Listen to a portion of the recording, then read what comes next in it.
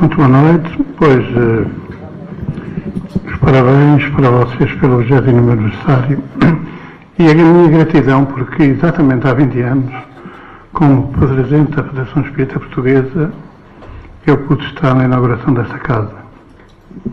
Muitos amigos aqui aportaram, iam a Viseu, conviveram connosco, um outro colega de colégio, e portanto para nós é muito gratificante, não a minha filha, porque nessa altura ainda não estava assim muito metida, introduzida digamos assim, nessa tarefa que abraçou pouco tempo depois. Desde o início, há 42 anos, que eu sempre me questionei sobre o que faria Jesus ou o que fazia Jesus ao seu tempo. Éramos um principiante, naturalmente que o que aprendemos foi com os Espíritos, o que aprendemos foi com as suas lições, as suas mensagens, numa altura em que, por exemplo, a Alfândega do Porto nos quis proibir a importação de livros espíritas, e quando eu disse que era uma coisa interna, disse, ainda bem, graças a Deus, porque senão era uma coisa terrível que aparecia na nossa sociedade, era um advogado da Alfândega. Mas foi daí que a gente aprendeu, não tinha livros, eles chegariam passado 4 ou 5 anos, e aprendemos com a espiritualidade.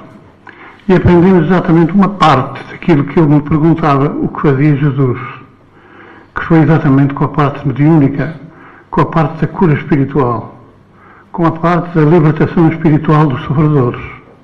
E essa foi uma mensagem que nós seguimos durante vários anos. Eu vou dar aqui uma vista, Tá bom, quer dizer, isto depois. Há 15 anos atrás, aproximadamente, numa tarde um pouco difícil para mim, recebi uma chamada do meu filho dizendo que tinha tido no hospital, na urgência, o diagnóstico de leucemia. Essa notícia chocou-me, como podem imaginar. Mas pensei assim, até o que é que tu queres? Eu queria ver se me tratavam no centro. Então, mas é leucemia, vou para Coimbra, para o Instituto de Oncologia daqui a 3 semanas. E foi exatamente nessa oportunidade que eu voltei a lembrar o que fazia Jesus. E vem a segunda parte daquilo que era a minha preocupação, o tratamento espiritual e o tratamento físico. Iniciamos aí aquilo que nós chamamos hoje de terapias complementares, porque uma coisa é o trabalho da medicina, outra coisa é o trabalho dos espíritas, e eu questiono hoje qual será a forma de fazer renascer o espiritismo. Eu tenho dito até qual será a forma de tornar o espiritismo redivivo, porque o cristianismo redivivo veio com o espiritismo, mas o espiritismo veio a ser completamente, ou melhor, profundamente deturpado, quando, em 1872, Lemery, aquele que se autoproclamou sucessor de Kardec, alterou de uma forma significativa a Gênese. E a Gênese que era, segundo os espíritos, digamos assim, um complemento, um apanhado, um desenvolvimento de todos os outros 4 livros de Espíritos, Médiuns, Evangelho e Céu e Inferno. Hoje eu coloco-me na seguinte questão: e as obras póstumas o que são? Não são de Kardec, mas já detectamos alguns aspectos muito importantes de mensagens atribuídas a Kardec, em que a justificação de Lemery é que os originais foram queimados. O que não passa pela cabeça de ninguém que, de facto, queimem originais numa obra tão importante como era a codificação. E é nessa crise, vá lá, um pouco íntima, que eu e alguns amigos resolvemos fazer uma experiência. Não propriamente o trabalho de cura, que não temos a presunção de o fazer, porque Jesus não curou toda a gente e nós também não temos que ter a presunção de curar seja quem for. Ou ajudamos as pessoas a curarem-se, ou ninguém se cura.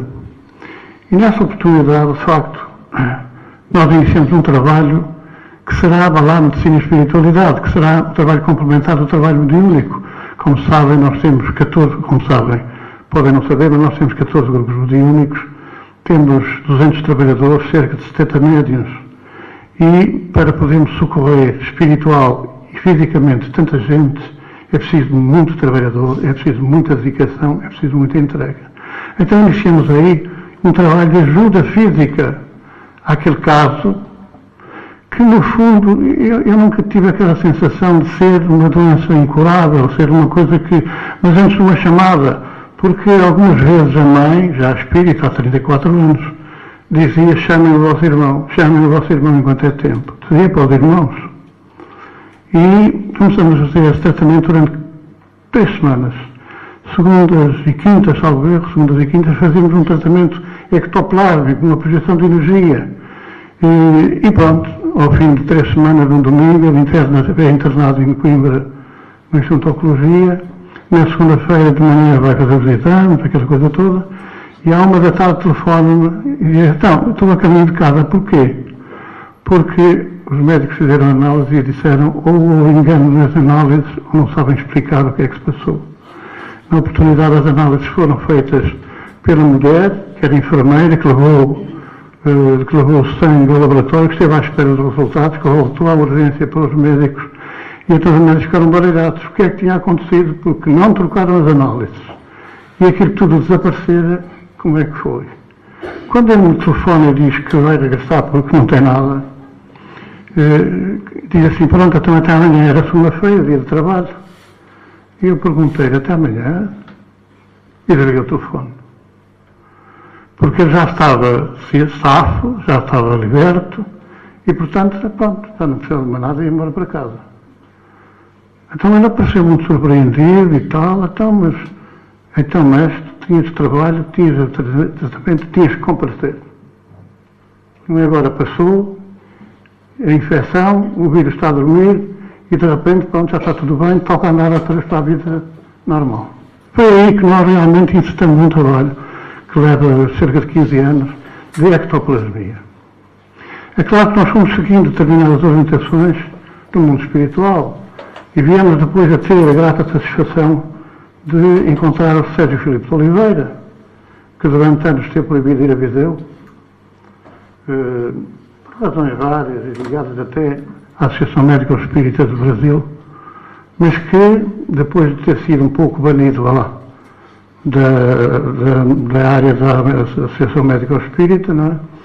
Veio até nós, analisou o nosso trabalho, ficou impressionado e foi feito o lançamento. Na Universidade Internacional de Ciências do Espírito, na Unispírito, foi feito um lançamento de um curso, aí já para promotores de saúde, quer dizer, é um curso destinado a preparar equipas para agirem junto da saúde espiritualmente.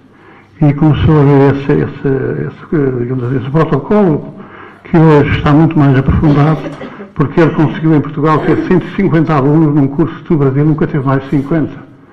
Então ele ficou admirado, porque inclusive pessoas da Europa que quiseram também aderir, embora nós tivéssemos sempre assumido o compromisso de: sim senhora, espiritismo absolutamente aceito dentro do processo, porque havia os reikianos, havia mais não sei quantos anos, mais os budistas, mais não sei quantos, e nós sempre: não, se o trabalho é positivo e pode ajudar as pessoas, é dentro da doutrina espírita, que ele, aliás, comungou, e então ontem tivemos à noite, quase à meia-noite, uma conversa, e realmente foi assente isso.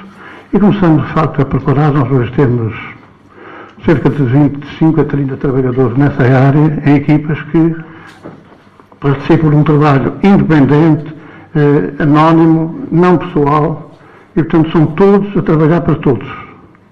E é essa ajuda, digamos assim, que nós temos alguma experiência a partilhar. Se puderem aproveitar alguma coisa, é bom sinal. Se não puderem aproveitar alguma coisa, também é bom sinal, porque cada um tem a sua área específica de atuação, na perspectiva de que medicina é medicina, espiritismo é espiritismo.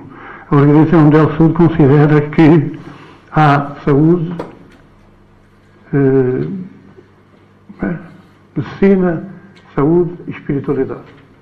Está considerado na Organização Mundial de Saúde. E, portanto, é isso que nós defendemos. Medicina, sim senhora, complementarmente, preparar a saúde para uma vida em espiritualidade. Então nós vamos partilhar os dois pela primeira vez, desculpem qualquer coisinha, mas vamos fazer pela primeira vez uma palestra que nos é muito agradável, porque realmente, no princípio, e hoje, nós estivemos perto de vocês.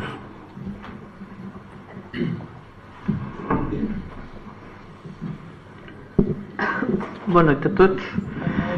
Parabéns pelos 20 anos.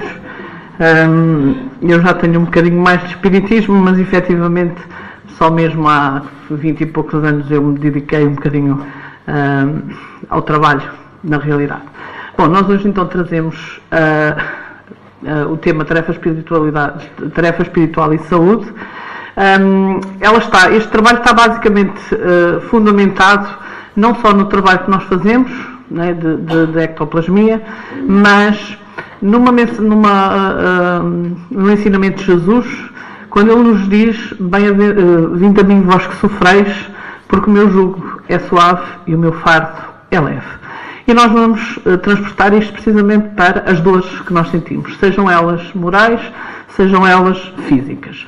Então, como o meu pai falou, a Organização Mundial de Saúde hoje em dia já considera a dimensão espiritual, portanto, no conceito de saúde. A definição de saúde diz-nos que saúde, vejam, a Organização Mundial de Saúde não define doença, porque não existem doenças, existem pessoas doentes, que é diferente. Então, é o estado completo de bem-estar físico, mental e social, e não somente a ausência de afecções e enfermidades. Eles têm atualmente um protocolo onde eles referem a dimensão física, a dimensão social, a dimensão mental e também a dimensão espiritual. Então, a doença em si pode ser de várias formas. Nós temos doenças físicas, não é? Que se consideram vários itens: doenças hereditárias ou congénitas, as doenças adquiridas ao longo da vida, resultado de abusos, não é? Resultado de repetições dos maus hábitos, as doenças espirituais, não só do foro espiritual, não é? No campo das obsessões, mas tendo em conta que a causa das doenças físicas está no espírito. Nós sabemos que somos um ser trino, não é? Somos um espírito, temos um corpo e estamos ligados a eles através do perispírito. Sendo que, tendo em conta a lei de causa e efeito, a reencarnação, todos os maus hábitos, ou os maus atos, ou os maus pensamentos, ficam sempre registrados no nosso perispírito. E, se não contrairmos nenhuma doença nesta experiência, futuramente, numa outra experiência no corpo físico, nós, no momento certo, vamos contraí-la. Inclusive as doenças hereditárias, nós sabemos, ou congénitas, hereditárias e congénitas, nós sabemos que é o espírito que vai, energeticamente, através do perispírito, conduzir o espermatozoide necessário para fecundar o ovo necessário para ter as condições que lhe são necessárias ao seu resgate, à sua vida. E, portanto, existe hereditariedade física, sim, mas é o espírito que faz, e energética, porque nós sabemos da ciência que o espermatozoide mais saudável é aquele que tem mais velocidade para atingir o ovo. Se assim fosse, não havia pessoas imperfeitas fisicamente, não é? E, portanto, é o espírito que, pelo perispírito, uma vez que tem aquela necessidade para a sua evolução, que efetivamente, energeticamente, imprime a velocidade ao espermatozoide para fecundar o ovo, que tem as características que ele necessita para a sua vida. Por outro lado, nós podemos falar também de hereditariedade espiritual, porque sabemos também que não temos os pais que temos por acaso. Portanto, nós nos reunimos nas mesmas famílias por necessidades de evolução em conjunto, seja por necessidade de nos afinizarmos, seja por necessidade de sermos conduzidos por espíritos que vêm com essa missão. Enfim, não é por acaso que nós nos reunimos na mesma família. Portanto, antes da hereditariedade física existe a hereditariedade espiritual. E depois as doenças mistas, não é? Porque tanto são físicas e espirituais. Nomeadamente, se repararem, as doenças do foro psiquiátrico são aquelas que não têm cura. não existem medicamentos para curar doenças psiquiátricas. O medicamento para a doença psiquiátrica trata sintomas. Ponto. Mais nada. Retirando o medicamento, onde é que está a causa? E nós sabemos que a causa está no espírito, psique, em grego, do grego, quer dizer, espírito. E, portanto, podemos, no campo das obsessões, das fascinações, das subjugações, enfim, transportando isto para a parte física, não é? A neurose, psicose, esquizofrenia, é óbvio que, não havendo um acompanhamento espiritual correto, daí nós chamamos a terapias complementares, o corpo físico fica afetado, não é? Porque se o espírito está ligado ao corpo, pelo perispírito, obviamente que interfere fisicamente a nível da produção da serotonina, portanto, tudo isto tem uma ligação. Se a medicina trabalhasse em conjunto com a espiritualidade, provavelmente as doenças do foro psiquiátrico encontrariam a sua cura. Então, no campo medicina e espiritismo, vamos definir novamente saúde. Então, saúde é o estado completo de bem-estar físico, social e espiritual. Então, doença e saúde referem-se ao estado em que se encontram as pessoas e não ao estado dos órgãos ou partes do corpo. Porque a doença é um sintoma de um desarranjo do espírito. Por isso é que eu falava, não existem doenças, existem pessoas doentes. Há pessoas que têm uma unha encravada e parece que estão a morrer. Há pessoas que estão com cancro quase em estado terminal e parece que têm vida para dar a todos e mais alguns. Então é o estado em que a pessoa se encontra e não propriamente os órgãos. Falando da dimensão, segundo a Organização Mundial da Saúde, a dimensão espiritual da saúde, nós, desde que estamos a trabalhar em conjunto com o Dr. Sérgio Filipe de Oliveira, estamos a trabalhar aquilo que nós chamamos de salutogênese. O que é isto da salutogênese? A salutogênese é um conceito que foi criado por Antonovsky, que significa precisamente a origem da saúde, não propriamente a origem da doença. Não é? A patologia, é a origem da doença. A salutogênese é precisamente procurar encontrar a origem da saúde, mesmo que a pessoa esteja doente. Então baseia-se na busca das razões que levam alguém a estar saudável e dos sinais e sintomas que trazem sofrimento ao paciente. Ou seja, procura encontrar significado para o sofrimento. E vamos nos lembrar da doutrina espírita, não é? Na lei da causa e efeito, na reencarnação, nos ensinamentos de Jesus. Portanto, vamos encontrar um significado para o nosso sofrimento. Então, as questões que nós colocamos aos nossos pacientes, porque nós trabalhamos com doentes, na sua maioria oncológicos, que questões é que lhes fazemos para ver se a pessoa está resignada, que tem resiliência, se está a aceitar bem o seu estado de saúde, independentemente de poder estar muito ou pouco doente. Então nós fazemos algumas questões que é, a que é que relaciona os seus sintomas? Não é propriamente, eu tenho um tumor de pulmão. Porque fumei. Mas há pessoas que nunca fumaram, não é? Portanto, nós trabalhamos as pessoas no sentido de elas encontrarem algo que esteja relacionado, mas não propriamente causas físicas. Algo que espiritualmente possa estar relacionado com isso. Por exemplo, um senhor com tumor de próstata. Ao fim de algum trabalho, ele chegou à conclusão que a causa do tumor da próstata foi precisamente, ou seja, ele tinha uma vida sexual um bocado desregrada e ele encontrou inclusivamente um benefício na saúde que foi na doença que tem. Porquê? Porque se ele continuasse saudável, ele continuava com este vício. Então foi uma forma dele recuperar. Vejam bem, nós tentamos encontrar coisas boas no mal que nos acontece. Quais são as limitações que os sintomas lhe trazem e quais são não só as limitações, mas o que é que de bom encontra, está repetida aqui a questão, quais são os aspectos positivos que a pessoa encontra na sua doença. Mediante a resposta que nos vai sendo dada, obviamente que isto não é num primeiro atendimento, Depois, porque nós temos algumas, antes de fazermos o tratamento em si, nós temos umas pequenas palestras com eles onde falamos de vários conceitos, como a fé, como a oração, como a lei de causa e efeito, enfim, vários temas que são tratados com eles e depois, de algum tempo, eles provavelmente vão conseguir encontrar respostas a estas questões. Então nós, a partir daqui, vamos avaliar a sua resiliência, portanto, a aceitação que a pessoa está a ter ou não da doença que tem.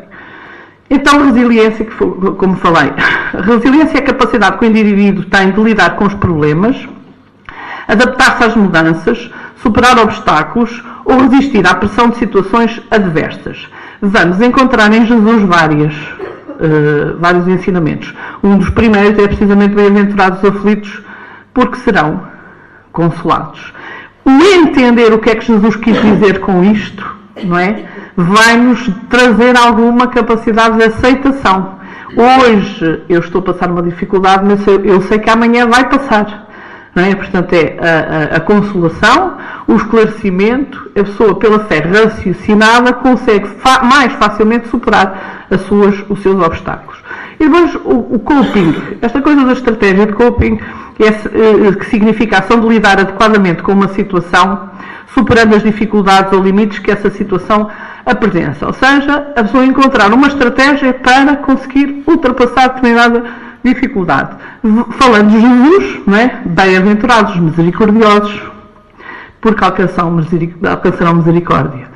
O perdão, o amor ao próximo, o amor a Deus, todas aquelas características do homem de bem, não é? Onde nós vamos encontrar precisamente a crença, a fé em Deus, a certeza de que efetivamente Ele não quer o nosso mal, que tudo de mal que nos acontece é uma necessidade, não é propriamente um merecimento. Eu gosto de falar que nós não temos aquilo que merecemos, nós temos aquilo que precisamos, que é bem diferente.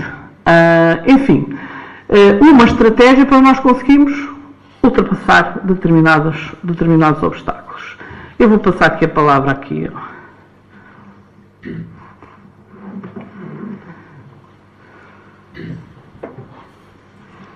Ora, então nessa questão da terapia complementar, o que é que consiste a terapia espiritual? Ou o tratamento espiritual? Porque realmente toda a pessoa que está doente, está fisicamente doente, mas espiritualmente doente.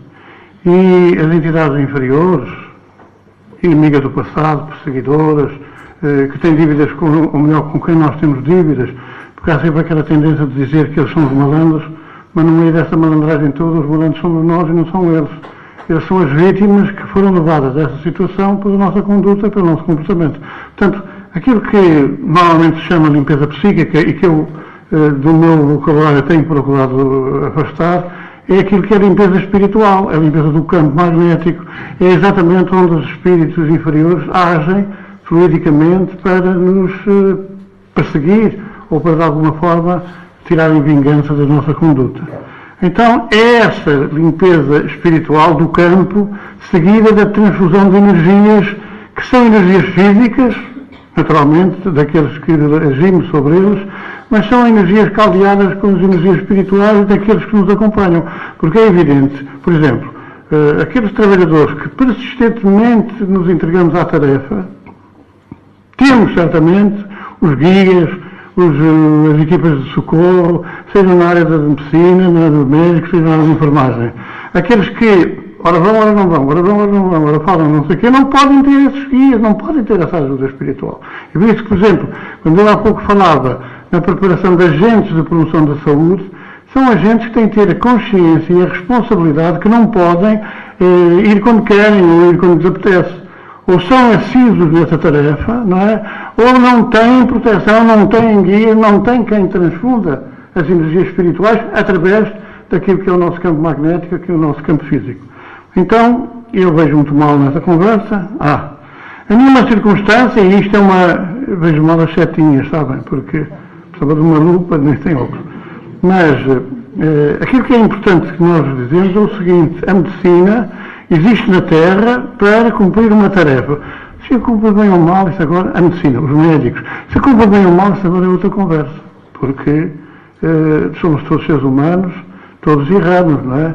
E nós vimos hoje, aqui há uns 40 anos atrás, muito pouca gente aqui se recordará, o médico era, por assim dizer, o senhor cura, era o senhor que estudava o doente, que acompanhava o doente, que sabia de cor e salteado o que é que se passava com o doente, com as crianças, e eu recordo-me disso. E, portanto, quando ele olhava para nós, ao fim da segunda consulta, da terceira consulta, não de 10 minutos a correr por causa da avaliação do Estado, mas quando ele fazia esse trabalho para ajudar o doente, ele conhecia o doente. Conhecia o doente, às vezes assim, é bruxo, acertava nas coisas. Não, conhecia porque acompanhava, porque havia uma preocupação humana, havia um humanismo da parte. Hoje não, como sabem, hoje os médicos têm que fazer as consultas de 10 minutos, se fizerem um quarto de hora, depois ao menos uma consulta, depois já são avaliados, depois é uma grande confusão. Portanto, nenhuma circunstância nos deve levar a dizer à pessoa: não vá ao médico, que isto é espiritual. Eu recordo-me que há uns anos atrás, um senhor de Braga, com uma série de nódulos espalhados por todo o corpo, nos veio ter connosco a visita e dizia: olha, eu já fui a um centro, disseram-me que isto era do espiritual. Quer dizer, tinha tantos espíritos agarrados aos nódulos do corpo, que acabou por morrer, passado pouco tempo, a pensar que era só os espíritos. Então não tem nada a ver com isso. Nesta questão que a Diana falou, do nosso Departamento de Saúde, e nós usamos uma ficha que é uma ficha aprovada pela Organização Mundial de Saúde, nesta ficha nós anotamos tudo aquilo que são exames médicos e análises, etc., porque nós temos que analisar as coisas e dizer à pessoa: sim, senhora, esta coisa e tal, vamos ajudar. E a pessoa, ao sentir-se aliviada em determinadas circunstâncias, saiba que tudo bem, o médico está atrasado dela, mas espiritualmente também está a ser acompanhada, também está a ser ajudada. E é esta tarefa que nos é importante. Eu vou dizer assim: o que é a terapia magnética? Todos nós temos capacidade magnética, todos. O grande problema é desenvolvê-la. E o desenvolvimento dessa capacidade magnética passa por uma reforma íntima, por uma transformação moral, por uma mudança de vida, que eu não digo que seja radical, porque aquilo que nós aprendemos do Espiritismo é que devemos ser hoje melhor do que ontem, e amanhã melhor do que hoje. Portanto, é tudo um avanço no sentido do aperfeiçoamento espiritual, que vai dar a possibilidade de o nosso campo ser aberto à intervenção no mundo espiritual. Nós viemos a conhecer, nesta perspectiva do nosso trabalho, que muitos médicos começaram a reunir. Eu vou só contar um caso muito interessante. Numa das reuniões que nós fizemos, a certa altura apareceu um espírito e disse assim para a senhora, que tinha evidência: diz a ele que eu sou João de Soengas. João de Soengas, olha, o que é João de Soengas? Mas nós fomos ver na internet Soengas. Soengas o que era? E Soengas era uma aldeia do concelho de Vieira do Minho. Fomos estudar a questão do João, à procura do que é que acontecia, e chegamos à conclusão que, numa família em que o filho mais velho, com 14 anos, chamava João, por dificuldades económicas, na altura, enfim, do domínio filipino, etc., emigrou para o Brasil em busca do ouro. Foi com os amigos, embarcou clandestinamente num navio, ou numa nave, ou coisa assim, e o Brasil não encontrou ouro nada nenhum. O ouro que ele encontrou no Brasil foi o trabalho na área do comércio e tornou-se rico. E um dia, passando à beira da estrada, viu um doente abandonado.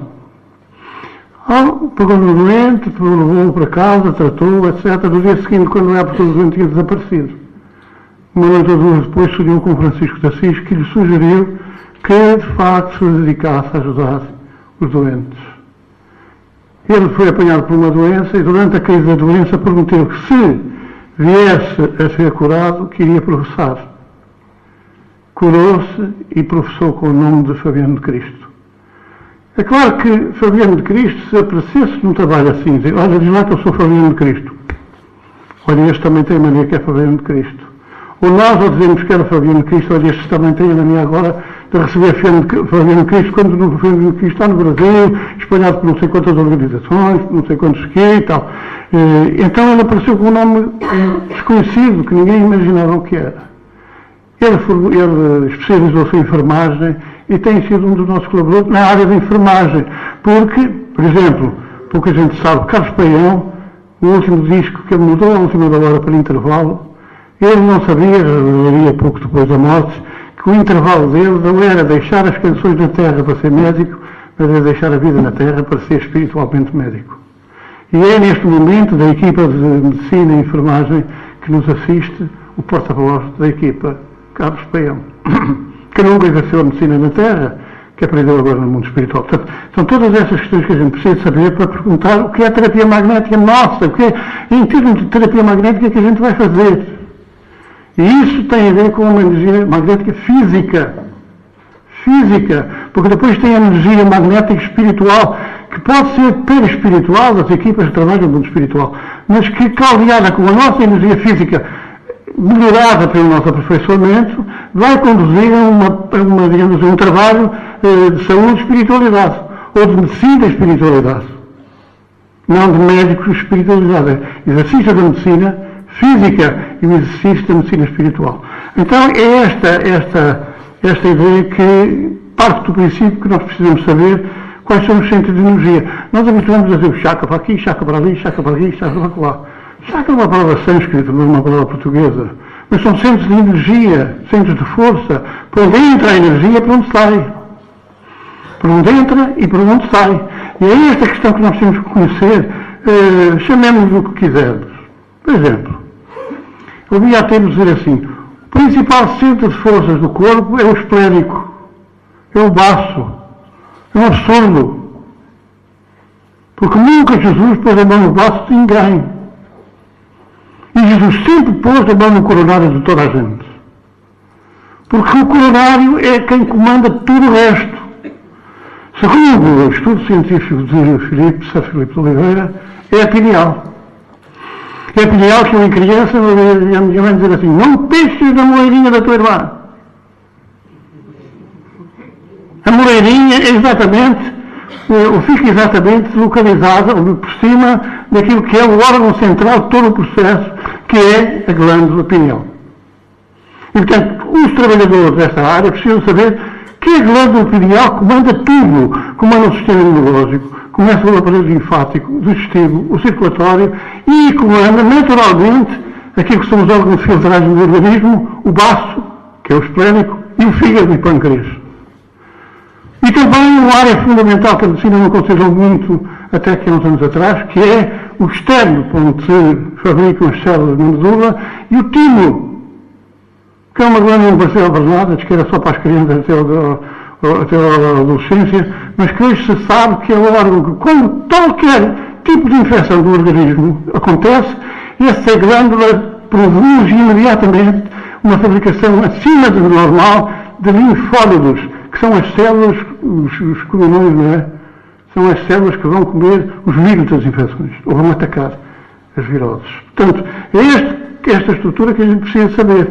O que é que aparece aqui que é um neurónio?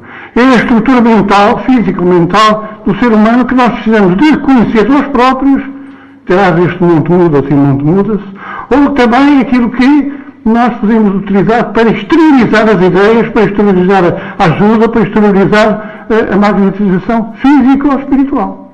E nós temos que conhecer toda esta estrutura. Por exemplo, os neurónios fabricam uma substância chamada a serotonina, comandada pela glândula pineal, que sintetiza a serotonina na melatonina, vamos ver a seguir, e é responsável pelo sono, mas também por melhor exercício da mediunidade.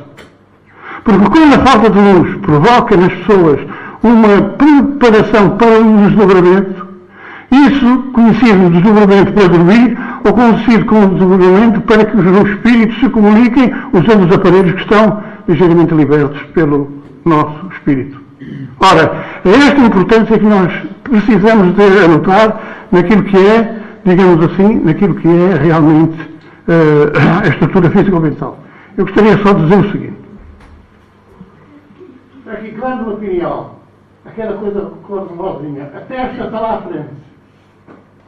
A testa está lá à frente, está primeiramente aqui o cerebelo responsável pelo equilíbrio.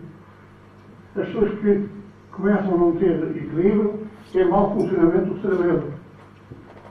Qualquer pancada, qualquer trauma, pode produzir isto.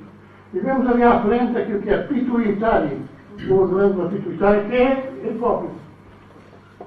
Vejam a perspectiva da projeção pelos olhos na hipófise e a projeção pela moleirinha na epífise ou na glândula pineal, que é um estudo profundo feito pelo Dr. Sérgio sobre a importância da pineal. Jesus colocava a mão na pineal e projetava toda a energia pelo nariz de fora. Mas era Jesus. Era Jesus que ele sabia. Quando punha, era para curar. Porque ele sabia, quando a pessoa era parecia e ele punha, tinha salvado as suas dívidas. Os teus pecados são perdoados. Levanta-te e anda. E ele via. Não nos vimos nada. Agora, nós, pelo facto de não ver, não quer dizer que não possamos ajudar. Que não possamos auxiliar. E que não possamos convencer as pessoas a mudar e a serem merecedoras da ajuda que tantas vezes tanta falta faz a quem sofre.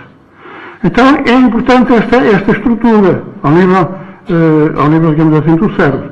Depois o conhecimento enfim, que vocês sabem, dos centros vitais, dos plexos, é essa coisa toda, mas eu podia ali o coronário, o frontal, o laríngeo, o cardíaco, o esplênico, o gástrico e o genésico.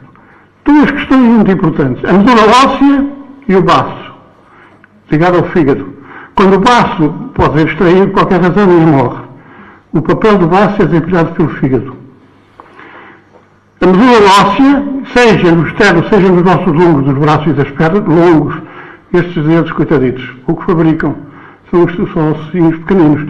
Mas a medula óssea do braço e da perna é uma grande extensão e aí se fabrica a quantidade mais importante, a parte do externo, que é quase tudo, da fabricação das células sanguíneas. O baço, ao fim de 40 dias, mais ou menos, filtra as células mortas. Quando o baço não executa essa ação, é o fígado. E por isso é que as fezes têm a cor acastanhada, porque é a cor das células mortas, principalmente dos glóbulos vermelhos. E é esta estrutura que a gente tem que conhecer. Claro que nós não conseguimos pôr só na cabeça, né, no coronário, temos que ir batendo às portas todas, quer dizer, ir projetando energia, mas convencendo a pessoa do que está a fazer. O que é que está a pôr a mão? Quer dizer, não se pode tocar na pessoa. Porquê? Claro que é escandaloso, e nós devemos evitar os escândalos, tocar nas glândulas mamárias ou tocar na zona genésica. Mas não é preciso isso, tocar. Agora, ao pôr a mão no esplénico, ou no baço, ou no fígado, ou no externo, não é preciso pôr nas glândulas mamárias, pode ser só no externo, que é onde está a fabricação das células e onde está o timo. E saber que a laringe, ou que o laríngeo, ou que a laringe, as tiroides, digamos assim, a tiroide e as paratiroides, têm importância fundamental no domínio do metabolismo celular, com ligação às glândulas suprarrenais. Como os órgãos de fabricação das células e filtragem das células têm ligação um com o outro. Se o organismo estiver a funcionar desequilibradamente, o baço pode matar as células mais rapidamente e produzir anemias e leucemias. Mas se fabricar desalmadamente para cima, o que é que acontece? Não vibra as células e circulam no sangue as células mortas. E isso conduz a um princípio de intoxicação. Ou a um aumento exagerado das plaquetas, o sangue grosso e a possibilidade de tromboses. Portanto, tudo isto nós precisamos ter essa noção. Mas esta questão aqui, reparem, já tem 80 anos. Vejam só se consigo ler, mas vocês acompanham por ali. Analisemos a epífise como glândula da vida espiritual do homem. Vejam, há 80 anos André Luiz escreveu isto nos Missionários de Luz. Segregando energias psíquicas, a glândula pineal conserva ascendência em todo o sistema endócrino, sistema glandular. Ligada à mente, através dos princípios eletromagnéticos do campo vital, que a ciência comum ainda não pode identificar, comanda as forças subconscientes sobre determinada direção da vontade. Comanda, estamos a falar da pineal, ou da epífise. As redes nervosas constituem os fios telegráficos para ordens imediatas a todos os departamentos celulares. E sob sua direção efetuam-se o suprimento de energias psíquicas e todos os armazéns autónomos dos órgãos. Eu estava a dizer aqui o seguinte: essa coisa das psíquicas utilizadas pelos analistas ou pelo Kardec não tem a ver com aquilo que hoje se fala em psiquismo, psicologia, psiquiatria das universidades, porque isso são áreas de desenvolvimento comercial. Desenvolvimento comercial, e Jesus falou a César o que é de César e a Deus o que é de Deus. E se psique quer dizer algo espírito, São coisas da aula do espírito, que os homens transformamos em coisas do corpo, criando as tais profissões da área psíquica. A Organização Mundial de Saúde considera a área psíquica e espiritual. Diferencia as duas. E diz mais, há médiuns doentes e há médiuns terapeutas. Há mediunidade de doença, que precisa de ajuda, e há mediunidade de terapia, que ajuda aqueles que precisam de ajuda.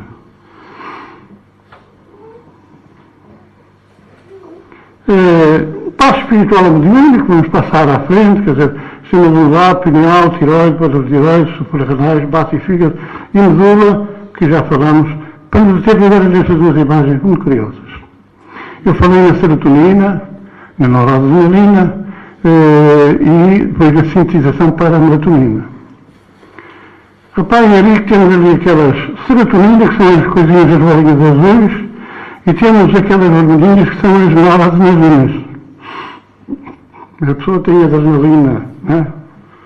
Quer dizer, fazem ativar quando a pessoa está em baixo, subir, quando a pessoa está em cima, entrar na normalidade. Então esta serotonina é responsável por aquilo que é uma pressão de... Se o pica-miolos, que eu costumo chamar, os espíritos, que aqui batem, não prestas, eles vão provocar um desequilíbrio na fabricação da serotonina. E em deficiência dessa, diz que está em pressão de alguma coisa. Em de, espera um bocadinho, pressão. A pessoa está debaixo de uma pressão. Pode ser pessoal, arrependimento, remorso, etc. Pode ser de terceiros. Fizeste, mas pagas. Então é importante ver como é que a energia ectoplásmica ou magnética podem produzir mais serotonina, podem produzir mais noradrenalina e resolver um problema que está deste lado com a deficiência, com a falha de serotonina e com a falha de noradrenalina. Chama-se a isto a passagem da situação normal para a situação de depressão. O que quer dizer que nós, pela energia magnética, podemos atuar fazendo fabricar mais aqueles elementos e tendo um processo de equilíbrio. Mas pode acontecer que, transitório provisoriamente, a pessoa tenha que tomar uns medicamentos para fazer este efeito artificial. Mas a meta é sempre uma parte circunstancial e pôr o organismo a trabalhar como deve ser. Desculpa lá que é meia hora. Não... Bom, vamos partir para o final. Esta coisa de vamos ao centro e vamos ao trabalho espiritual para nos curarmos, não é? Não é esta a mensagem que nós queremos trazer aqui, como é óbvio, a cura está dentro de nós. E lembram-se daquilo que eu falei.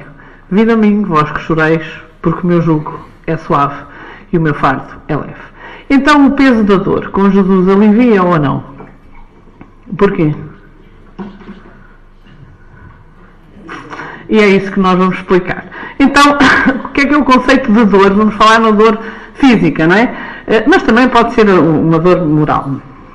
Então a dor é um sinal fisiológico que caracteriza uma injúria celular visando a integridade do organismo pelo reflexo de retirada. Ou seja, dor nem sempre significa doença.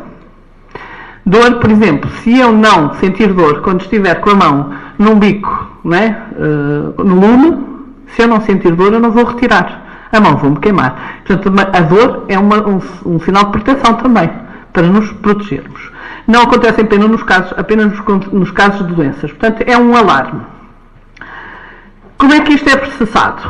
Como é que nós recebemos os sinais de dor, transportamos para o cérebro, para o hipotálamo e temos este reflexo de retirada. Portanto, nós temos o sistema nervoso central e o sistema nervoso periférico, portanto, que sai da coluna, todos os nervozinhos para os órgãos e para os membros. Sendo que os nervos que vão para os órgãos é o sistema nervoso autónomo, vegetativo, portanto, que comanda os órgãos. Então, a sensação de dor é transmitida ao córtex através das determinações nervosas do sistema nervoso periférico. Portanto, eu sinto dor, o sistema nervoso periférico passa pela medula, da medula é transmitida para o cérebro.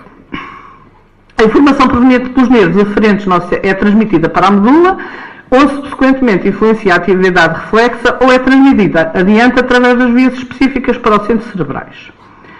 Então, há uma teoria onde a medula está envolvida, que é a teoria da comporta.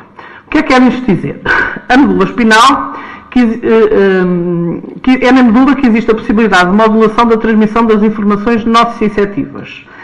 O mecanismo pode ser considerado um sistema no qual a comporta é aberta, permitindo que a informação passe para os centros superiores, ou fechada, impedindo que essa informação seja transmitida. Ou seja, esta comporta, quando ela abre, os sinais passam para o cérebro, quando ela fecha, os sinais não passam. E é aqui que nós vamos ver quando há dor e quando não há dor. Então, nós temos no nosso córtex cerebral duas áreas, o neocórtex e o arqueocórtex. O arqueocórtex é uma área primitiva. Todos os animais têm, ou seja, a área dos instintos, é igual no ser humano e nos animais. O neocórtex, que é a parte do córtex mais evoluída, faz parte única e exclusivamente do ser humano, que é a área do raciocínio, do sentimento, enfim. Então, o alívio da dor está precisamente no arqueocórtex, ou seja, a produção de endorfinas e de encefalinas. Quando nós sentimos dor, o arqueocórtex produz estas hormonas e nós vamos sentir menos dor. Então, diz a ciência, quando nós concentramos a nossa atividade elétrica no arqueocórtex, a zona do instinto, dos animais, há menor atividade do sistema analgésico, ou seja, menor produção das tais substâncias que nos diminuem a dor. O portão da medula abre-se, passam os sinais de dor e nós vamos sentir mais dor. Quer dizer isto, quando nós nos comportamos como um autêntico animal, nós vamos sentir mais dor. Quando nós concentramos a nossa atividade elétrica no neocórtex, ou seja, nas atividades cognitivas, na área do sentimento, da moralidade, há maior atividade do sistema nervoso central, do sistema analgésico, a comporta da medula fecha, não passa e nós sentimos menos dor. Então, o peso da dor com Jesus, qual é a mensagem de Jesus? O amor ao próximo, o perdão, uma noção diferente de Deus, enfim, quando nós nos comportamos como seres humanos e quando passamos a mensagem do Cristo para a nossa vida prática, nós vamos concentrar a atividade elétrica na zona do neocórtex e nós vamos sentir menos dor. E é assim que o peso da dor com Jesus vai diminuir. Quando me perguntavam aqui há uns tempos atrás, será que Jesus sentiu dor quando foi crucificado? E nós dá que pensar, não é? Porque o Espírito mais perfeito que Deus deu ao homem para nos servir de modelo e guia, não tinha que resgatar absolutamente nada. Sentiu dor? Na altura não soube responder. Isto é um estudo feito pela doutora Anete Guimarães de Haddad e na altura não soube responder, mas está encontrada a resposta, não é? Porque efetivamente ele não sentia dor, porque tinha concentrado toda a sua atividade na zona do neocórtex. Então, vinde a mim todos os que estão aflitos e vos achais carregados, e eu vos aliviarei, porque o meu jugo é suave e o meu fardo é leve. É a maior das verdades, segundo os novos conceitos da neurociência. Portanto, há 2000 anos falava, ou há mais de 2000 anos falava Jesus. Então, para nós, a função do Espiritismo, enquanto Consolador prometido por Jesus, não é curar corpos, mas ajudar o homem a curar-se. Se o centro espírita não der as ferramentas a quem os procura, para que eles próprios, pela modificação, pela transformação interior, encontrem a sua cura, não está a fazer trabalho absolutamente nenhum.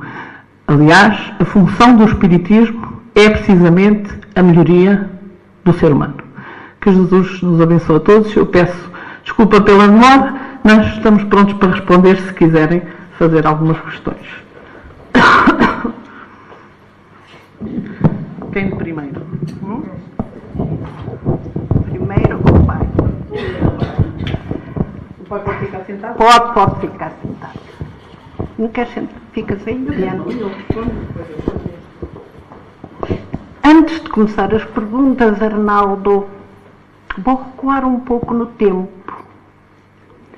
há 60 anos, mais ou menos, estávamos sentados lado a lado nos bancos do colégio.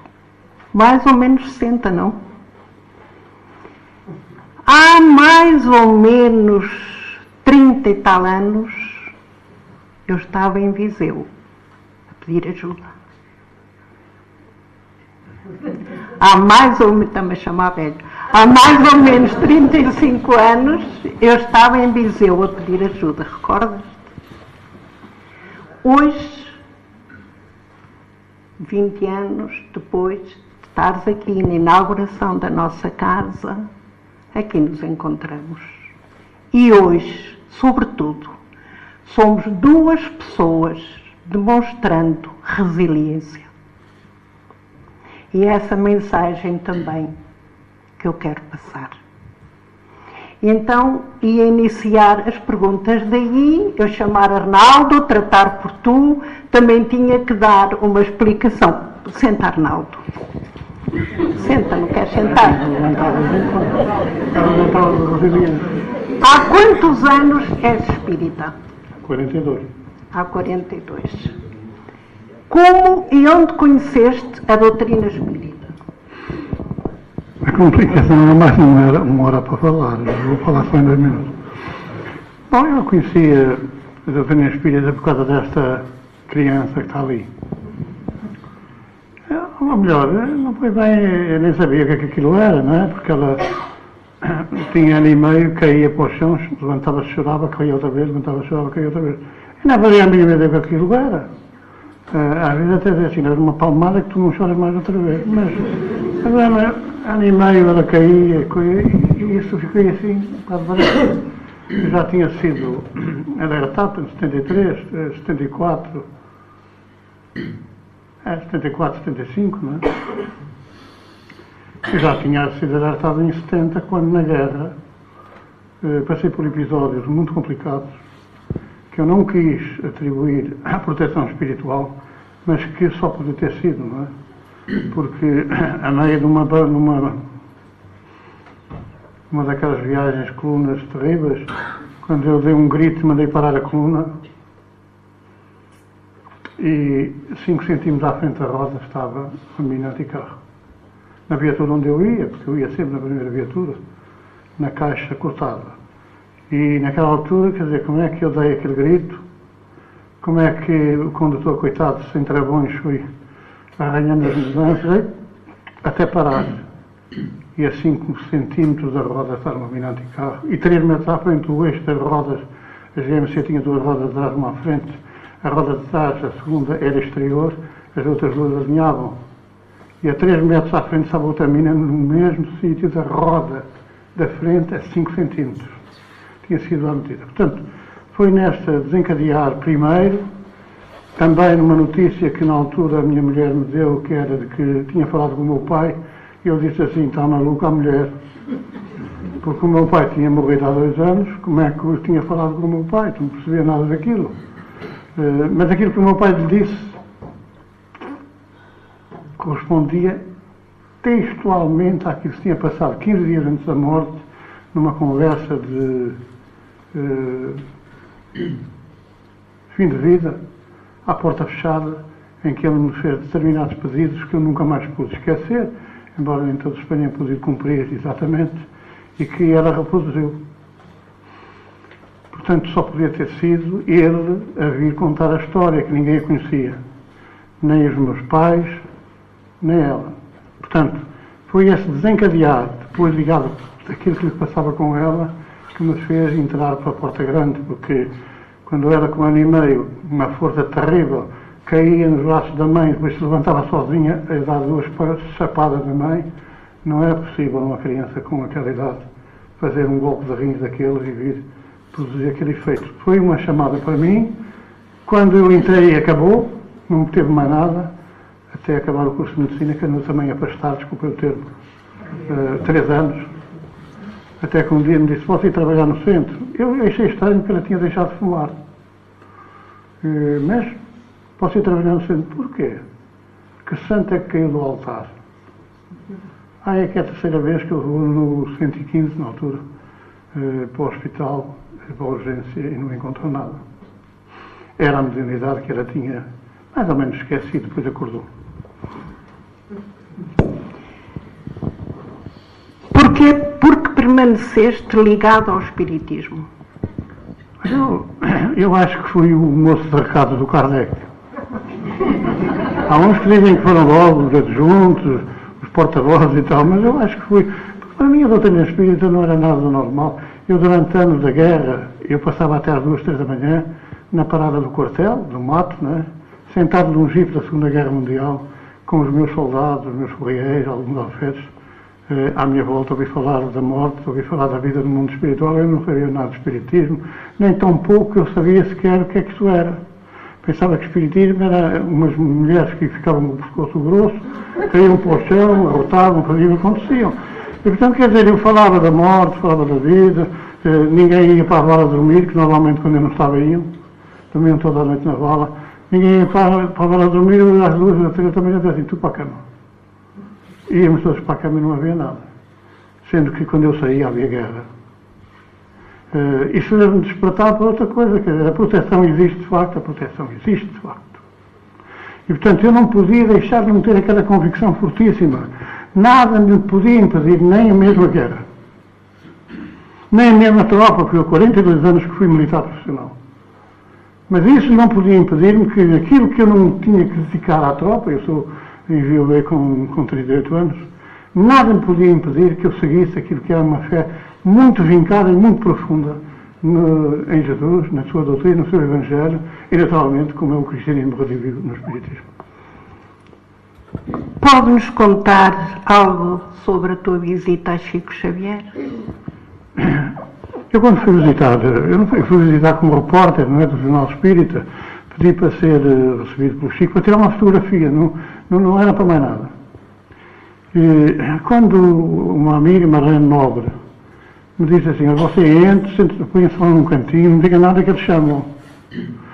Só que a família que telefonou para lá marcar a minha chegada teve, digamos assim, a infelicidade de dizer que eu era amigo do Divaldo. E o Divaldo, vamos lá ver, em 1978, 79, nós tínhamos uma irmã muito querida, de Vila Real, que sofreu um cancro. Ela achava que, se fosse ver Chico Xavier, se curava. E então, foi ver Chico Xavier, eu grava, e o taxista que a levou diz assim, o que é que a senhora vai fazer? Vou ver Chico Xavier. Ah, mas não pode ser assim. Não pode ser assim como? Não, para ir ver Chico Xavier tem que pagar. Tem que pagar, tem. Naquela altura, perguntou ao motorista, então quanto é que é? Perdão, 250 contos. E ela pagou. E não viu o Chico Xavier. Aquilo numa rede que havia montado de taxistas e tal, que passava pelo filho adotivo. É claro que quando o Divaldo veio a Portugal, essa história foi-lhe contada e ele, na primeira oportunidade que teve com o Chico Xavier, falou no assunto. Só que quando falou no assunto, o filho estabuchou e proibiu o Divaldo entrar na casa de Chico Xavier. Quando eu fui, disseram que eu era amigo do Divaldo, ele também não me quis deitar, mas como eu era jornalista e ia com mais 2 companheiros de Viseu, ele não deixou entrar os outros e ameaçou-me, se o senhor volta a falar que ele vem para ver Chico, nem o senhor vai entrar. Lá me deixou entrar, calei-me, caladinho, entrei, pus-me lá na sala do Chico, ele estava com uma prótese dentária feita pelo filho adotivo, mas mal feita, eu não conseguia falar. E então eu lá pus num canto, quando o filho veio de volta à janela, disse para o médico que estava lá de Chico. Já nessa altura Chico Xavier não psicografava. Chico Xavier deixou de psicografar 10 anos, pelo menos, antes de morrer. Porque ele não mexia as mãos. E tinha uma médium ao seu lado que recebia mensagens de Emmanuel em nome do Chico. E ele disse assim, olha, não tenho por isso, diga ao senhor, nem me lembro o nome dele, que eu só quero tirar uma fotografia comigo, não quero mais nada, vamos já embora. E a senhora, se não se importa, diz ao Chico só para me deixar tirar a fotografia com ele. Eurípides. E então o Chico olhou, de Portugal, se é de português, começou a falar da Rainha Santa, contar uma história da Rainha Santa, depois mandou buscar uma caixa de pagelas para me oferecer. Depois disse, quando eu tiver um livro para si, eu vou oferecer à vossa associação para vos ajudar. Nunca o pude receber, porque seguramente que foi boicotado nessa tarefa. Mas falou um quarto de hora, falou de Portugal, falou dos milhões que o Brasil podia ter comprado com 81 vezes maior que Portugal, não é? Nós tínhamos 10 milhões e eles podiam ter 810 milhões. Falou muitas coisas, falou nos orientais que haviam de tomar o mundo, porque em São Paulo, em cada 4, um já era oriental. Enfim, tivemos uma conversa muito amistosa, tiramos a fotografia e ficamos por aí, que eu fui agradecer depois ao filho a bondade que ele teve em deixar-me lá estar mais aqueles minutos. Há alguma tarefa espiritual que a fragilidade da tua saúde te tenha impedido de realizar? Olha, A pergunta é porque aqui há alguns elementos que passam também por... eu tive 36 a primeira vez que eu estive internado 35 dias para ser operado um cancro no intestino. A coisa teve mal, porque em 10 dias estiveram a vir no mesmo sítio. A primeira com agrafos e a segunda com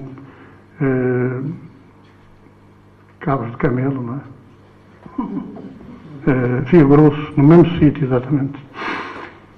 Eu, ao fim de 3 dias de ter passado a coisa mais grave, tive alta e disse à minha filha, a primeira coisa que eu vou fazer é ir ao centro. Pois, é um fanático, mais não sei o quê, tinha nada a fazer uma coisa dessa, também tenho que pensar nisso. Não, eu vou. E vou entrar para a porta do fundo, ninguém vai saber que eu entro, no momento de fazer a prece pelos doentes. E assim foi. Correu o tempo, 9h30 talvez, eu entrei para a porta do fundo, eles estavam todos apagados, hoje já não é assim, porque hoje tem uma luz verde.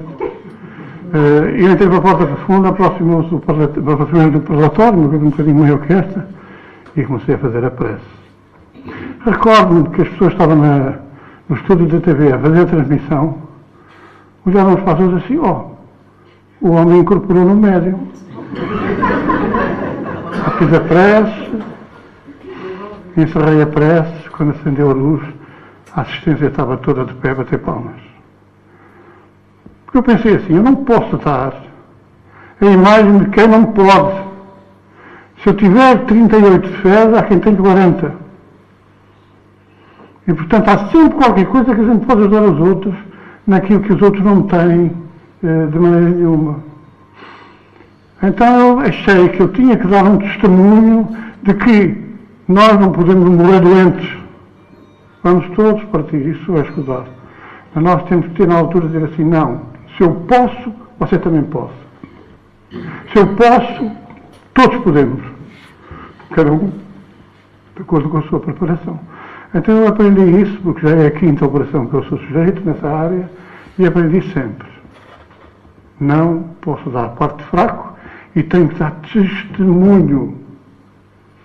Porque sinto e sei que se for capaz de dar testemunho de Deus diante dos homens, ou de Jesus diante dos homens, ele dará testemunho de mim diante de Deus. E portanto é dando que se recebe, então eu nunca pude deixar de fazer isso, nem eu vou deixar. Sabe Deus, a fase porque nós passamos, não é? Mas não podemos dar parte fraca. No momento mais difícil, mais pegada na areia, ele leva-nos ao colo. Obrigada.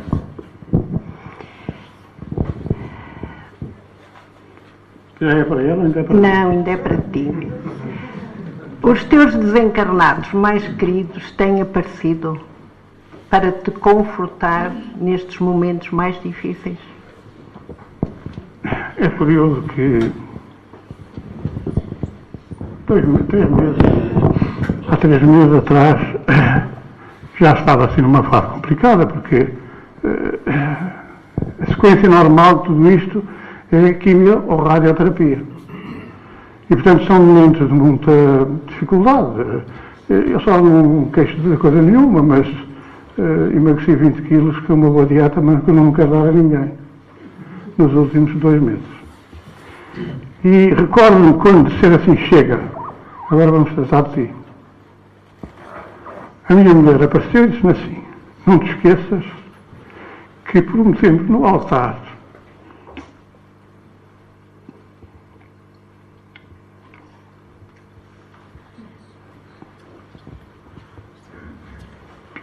é preciso engolir seco. Nós prometi no altar que nos bons e nos maus momentos estaremos juntos. De maneira, segue adiante, que vais vencer esta batalha.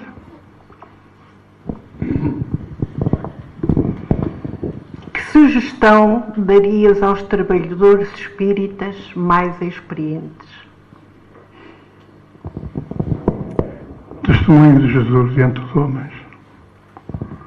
Dedicação, compreensão, tolerância e, fundamentalmente, muito amor, porque há tanta coisa difícil que a gente ouve. Tanto problema gravíssimo que a gente ouve.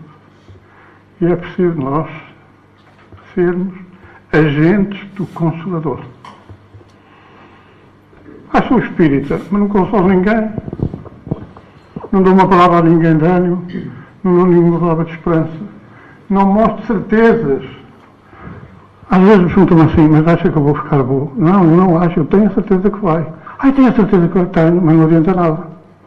Porquê? Porque é você que tem que ter a certeza. Não sou eu que tenho que ter a certeza, eu tenho a obrigação de lhe transmitir essa vontade de ter a certeza. Isso eu sou responsável. Agora, se a pessoa quiser, quer. Se não quiser...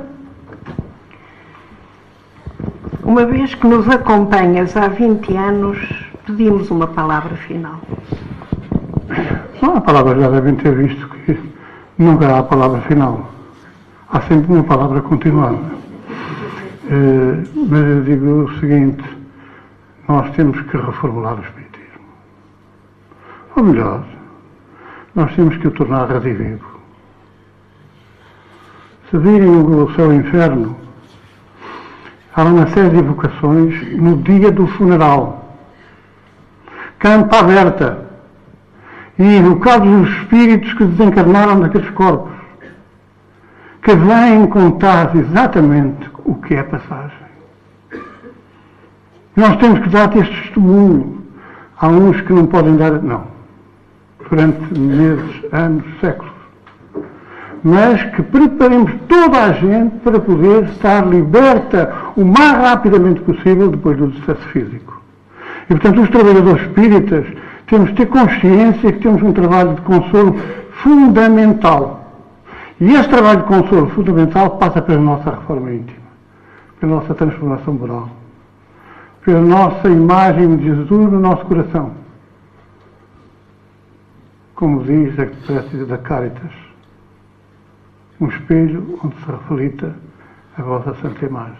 Então, os trabalhadores temos que ser assim, aperfeiçoar o nosso trabalho, aproximar-nos cada vez mais daquilo que é o trabalho espiritual e o trabalho físico.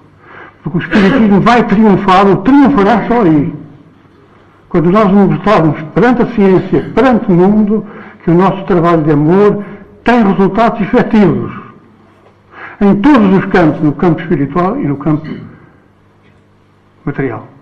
E não podemos esquecer que o espiritismo, eu ouvia na Colômbia, quando foi o Congresso Mundial, um espírito dizer assim: qual é o papel dos espíritos num congresso espírita? Já há centros onde não é permitido que os médiuns sejam os espíritos. Até aqui perto de vocês. Como é que o centro espírita não permite que os espíritos... Como é que Jesus convencia as multidões? Era lá publicamente que ele punha a mão e curava. Era lá que ele punha a mão e dizia assim: sai desse homem, eu estou vendo em nome do meu Pai. É em público que ele afastava os espíritos, que os doutrinava, mas era ele. Nós ainda não chegamos aí. Temos percepções ou presunções de água benta. Quer dizer, achamos que a gente também vê os espíritos, também os convencer a ir embora. Se é assim, então é preciso ser de espíritas. Os espíritos tratem dessa questão. Afastem os espíritos, levem-nos para longe, desaliciem as pessoas, façam tudo isso. Se não é necessário que os centros espíritas façam um exercício da mediunidade em profundidade, fechem suas casas espíritas, não somos precisos para nada. Porque Deus se encarrega de tudo e de todos. Agora, às vezes, nem vendo, a gente acredita. Então é aquilo que eu comecei por dizer. Como faria Jesus? No nosso caso, hoje, o que faria Jesus? Diria, todos para casa, que eu vou pedir aqui a alguns amigos para irem lá buscar os espíritos e porem em prateleiras ou em gavetas para não chatear a ninguém. Era isso que eu faria? O que faria Jesus? Muito obrigado. Obrigada, Arnaldo.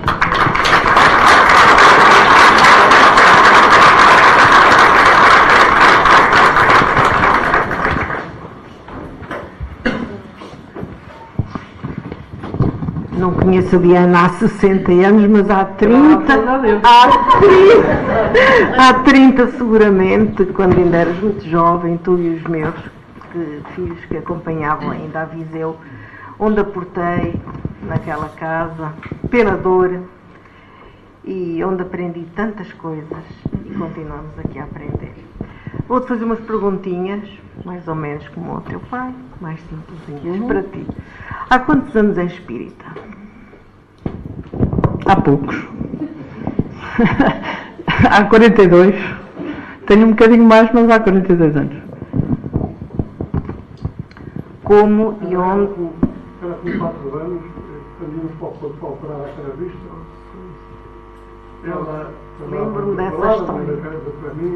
Ela punha a mão na cara e disse, mas não diga porque é com 4 anos.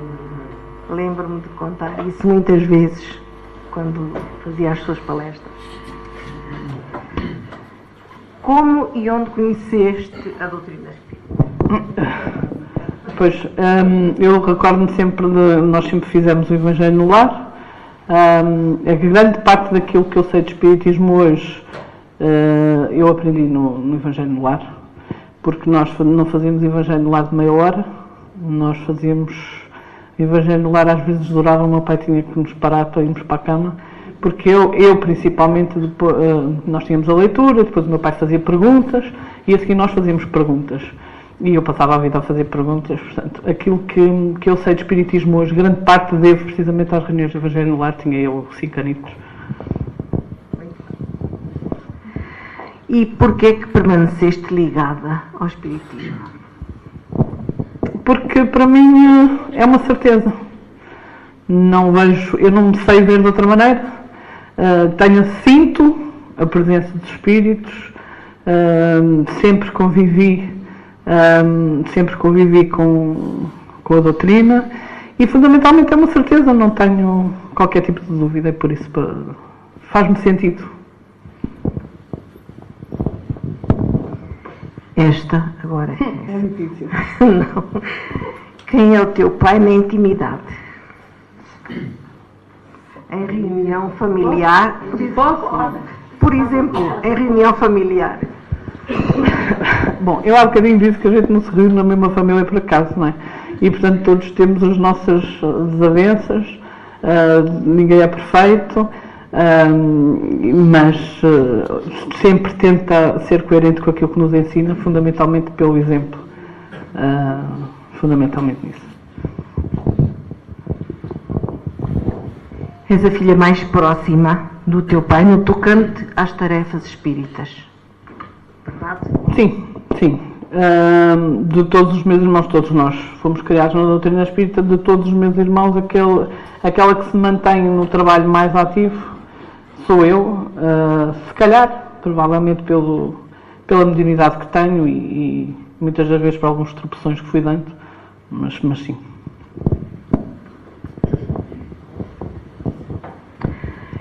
Que sugestão darias aos trabalhadores espíritas menos experientes?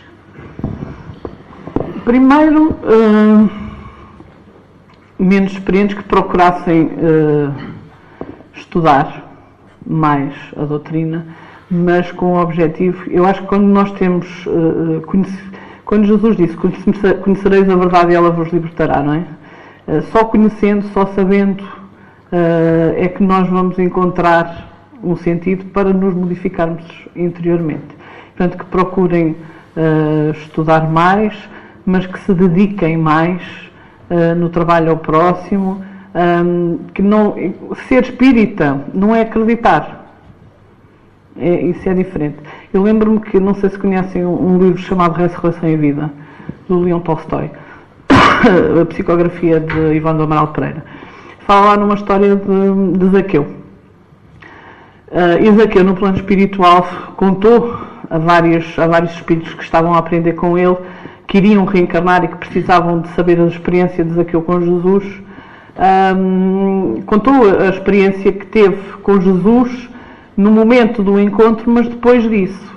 E ele foi sempre à procura de saber mais, assistiu inclusivamente à crucifixão, e foi à procura de saber mais com o Paulo. E o Paulo, portanto o Saulo, orientou-o no sentido de não se manter na adoração e ser efetivamente mais ativo, porque Jesus precisava de trabalhadores e não de gente que o adorasse. E portanto acho que é isso, quer dizer, tudo faz sentido para nós, é tudo muito bonito vir ouvir, mas nós temos que sair da adoração e passar para a parte ativa, e isso é importante. Qual a maior lição que aprendeste com o teu pai? Duas. É a última. Duas. Há uma, eu tinha 11 anos.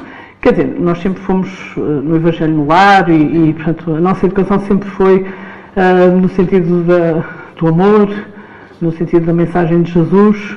Mas eu recordo-me de duas situações. Uma delas é mais recente, não foi ele que me ensinou, mas, quer dizer, ensinou-me pela prática, que é a capacidade de resistência, a capacidade de dar testemunho e a resiliência, porque ele hoje está aqui com uma bomba de quimioterapia a falar connosco.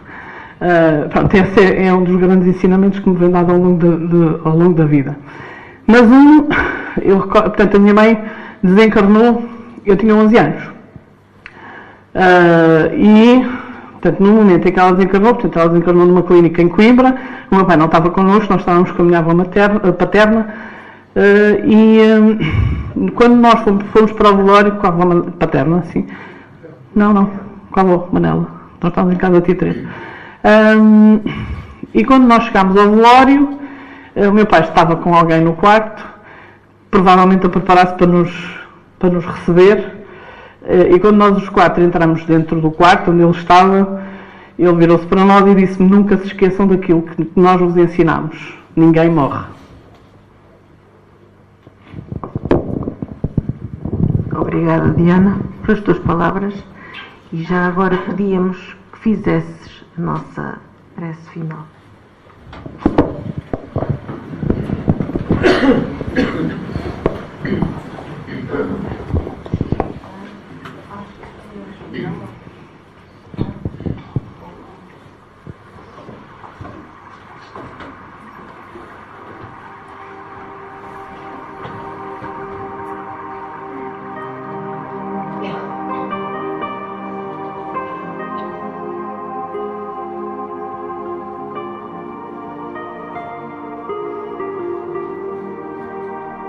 Senhor Jesus,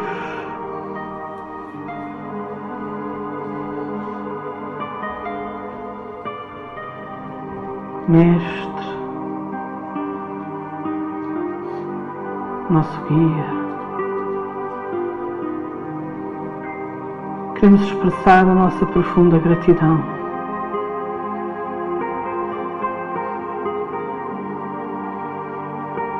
por todos os ensinamentos que nos deixaste,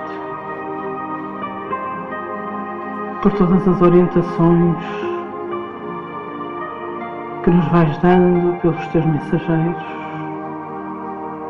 por nunca nos desamparares.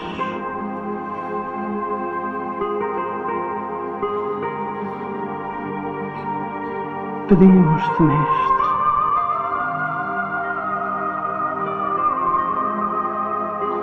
que nos auxilies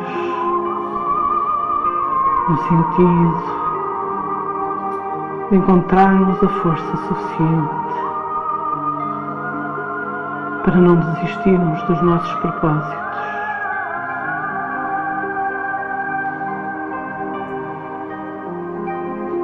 Que abençoes a todos nós, os nossos lares, os trabalhadores desta casa.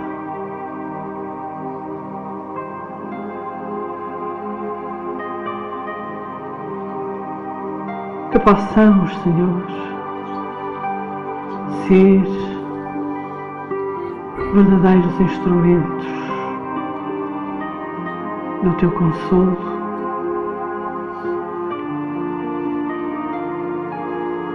e que as nossas vibrações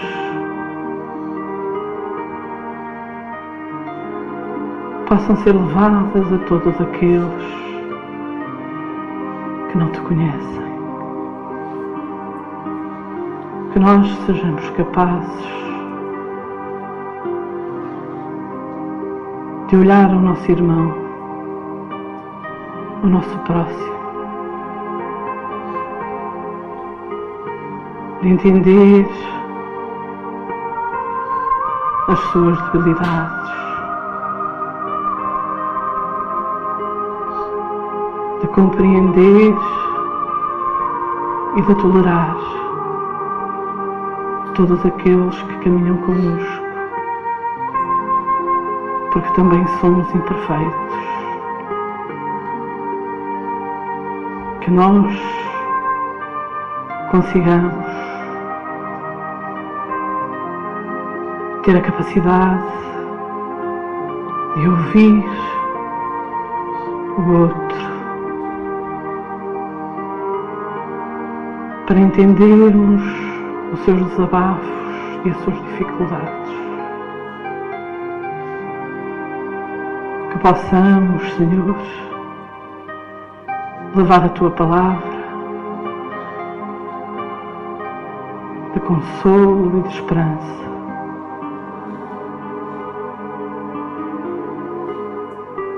Que tenhamos a capacidade de estender a mão a quem se encontra caído, de abraçar a quem vive na solidão.